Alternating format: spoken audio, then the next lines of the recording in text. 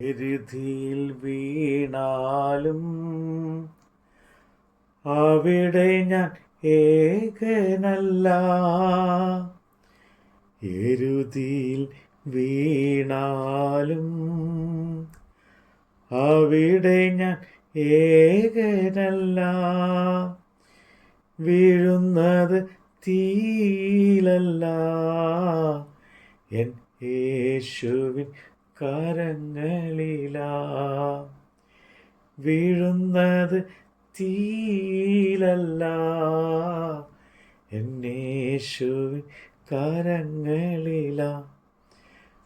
പരീക്ഷ എൻ്റെ ദൈവം അനുവദിച്ച പരിഹാരമെനിക്കായി കരുതിയിട്ടുണ്ട്. എന്തിനെന്ന് ചോദിക്കില്ല ഞാൻ, എൻ്റെ നന്മയ്ക്കായി അറിയുന്നു ഞാൻ. എന്തിനെന്ന് ചോദിക്കില്ല ഞാൻ, എൻ്റെ നന്മയ്ക്കായി അറിയുന്നു ഞാൻ. പുസ്തകം അധ്യായം 3. യഹോവയായ ദൈവം ഉണ്ടാക്കിയ എല്ലാ കാട്ടു ജന്തുക്കളെക്കാളും പാമ്പ് കൗശലമേറിയതായിരുന്നു. അത് സ്ത്രീയോട്, തോട്ടത്തിലെ യാതൊരു വൃക്ഷത്തിൻ്റെ ഫലവും നിങ്ങൾ തിന്നരുതെന്ന് ദൈവം വാസ്തവമായി കൽപ്പിച്ചിട്ടുണ്ടോ എന്ന് ചോദിച്ചു. സ്ത്രീ പാമ്പിനോട്, തോട്ടത്തിലെ വൃക്ഷങ്ങളുടെ ഫലം ഞങ്ങൾക്ക് തിന്നാം, എന്നാൽ നിങ്ങൾ മരിക്കാതിരിക്കേണ്ടതിന് തോട്ടത്തിൻ്റെ നടുവിലുള്ള വൃക്ഷത്തിൻ്റെ ഫലം തിന്നരുത്, തൊടുകയും വരുത് എന്ന് ദൈവം കൽപ്പിച്ചിട്ടുണ്ട് എന്ന് പറഞ്ഞു. പാമ്പ് സ്ത്രീയോട്, നിങ്ങൾ മരിക്കുകയില്ല നിശ്ചയം. അത് തിന്നുന്ന നാളിൽ നിങ്ങളുടെ കണ്ണ് തുറക്കുകയും നിങ്ങൾ നന്മ തിന്മകളെ അറിയുന്നവരായി ദൈവത്തെ പോലെ ആകുകയും ചെയ്യുമെന്ന് ദൈവം അറിയുന്നു എന്ന് പറഞ്ഞു.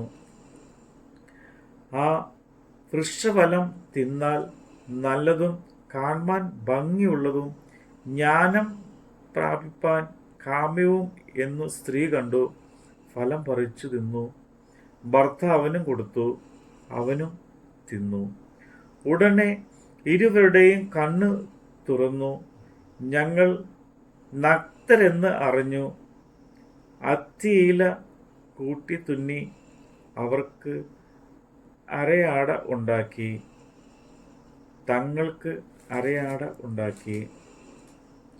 വെയിലാറിയപ്പോൾ യഹോവയായ ദൈവം തോട്ടത്തിൽ നടക്കുന്ന ഒച്ച അവർ കേട്ടു. മനുഷ്യനും ഭാര്യയും യഹോവയായ ദൈവം തങ്ങളെ കാണാതിരിപ്പാൻ തോട്ടത്തിലെ വൃക്ഷങ്ങളുടെ ഇടയിൽ ഒളിച്ചു. യഹോവയായ ദൈവം മനുഷ്യനെ വിളിച്ചു, നീ എവിടെ എന്ന് ചോദിച്ചു. തോട്ടത്തിൽ നിന്റെ ഒച്ച കേട്ട് ഞാൻ നഗ്നനാകൊണ്ട് ഭയപ്പെട്ട് ഒളിച്ചു എന്ന് അവൻ പറഞ്ഞു. നീ നഗ്നനെന്ന് നിന്നോട് ആർ പറഞ്ഞു?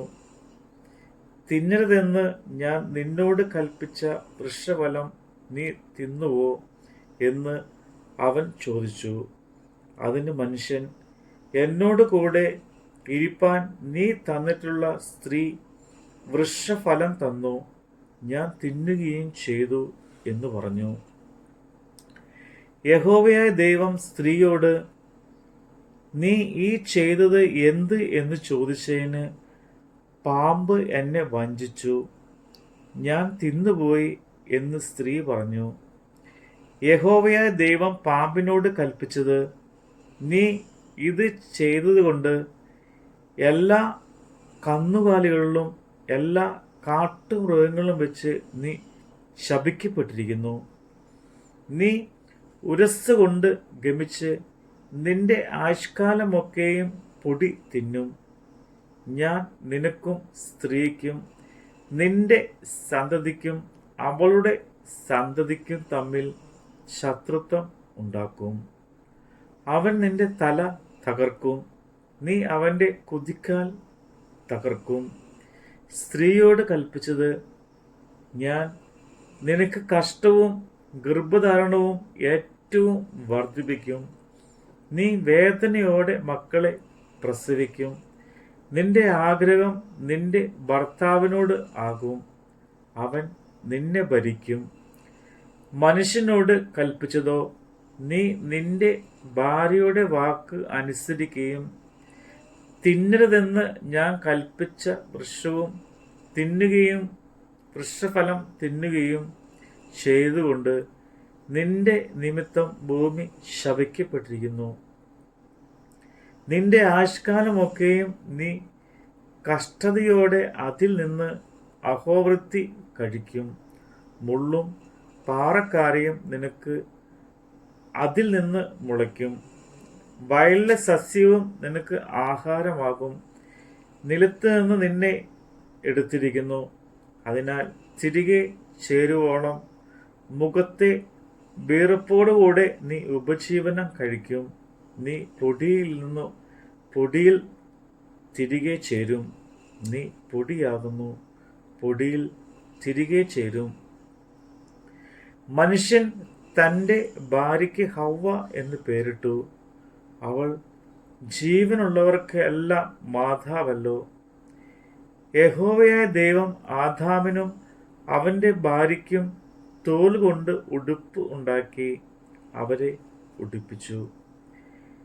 യഹോവയായ ദൈവം മനുഷ്യൻ നന്മതിന്മകളെ അറിയുവാൻ തക്കവണ്ണം തമ്മിൽ ഒരുത്തിനെ പോലെ ആയിത്തീർന്നിരിക്കുന്നു.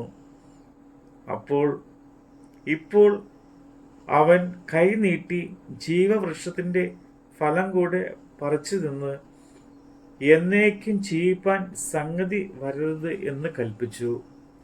അവനെ എടുത്തിരുന്ന നിലത്ത് കൃഷി ചെയ്യേണ്ടതിന് യഹോവയായ ദൈവം അവനെ ഏദൻ തോട്ടത്തിൽ നിന്ന് പുറത്താക്കി. ഇങ്ങനെ അവൻ മനുഷ്യനെ ഇറക്കിക്കളഞ്ഞു. ജീവന്റെ വൃക്ഷത്തിൽ നിന്നുള്ള വഴി കാപ്പാൻ അവൻ ഏദൻ തോട്ടത്തിന് കിഴക്ക് കെരൂബുകളെ തിരിഞ്ഞുകൊണ്ടിരിക്കുന്ന വാളിന്റെ ജ്വാലയുമായി നിർത്തി. നമ്മുടെ കർത്താവിൻ്റെ വചനമാണ് നമ്മൾ കേട്ടത്. ഓരമ ശോധനയിൽ ആഴങ്ങൾ കടന്നിടുമ്പോൾ, ഘോരമം ശോധനയിൽ ആഴങ്ങൾ കടന്നിടുമ്പോൾ നടക്കുന്ന യേശുവത്രേ, ഞാനവൻ കരങ്ങളിലാ. നടക്കുന്ന യേശുവത്രേ, ഞാനവൻ കരങ്ങളിലാ. പരീക്ഷ എൻ്റെ ദൈവം അനുവദിച്ച പരിഹാരമെനിക്കായി കരുതിയിട്ടുണ്ട്. എന്തിനെന്ന് ചോദിക്കില്ല ഞാൻ, എൻ്റെ നന്മയ്ക്കായി അറിയുന്നു ഞാൻ. എന്തിനെന്ന് ചോദിക്കില്ല ഞാൻ, എൻ്റെ നന്മയ്ക്കായി അറിയുന്നു ഞാൻ.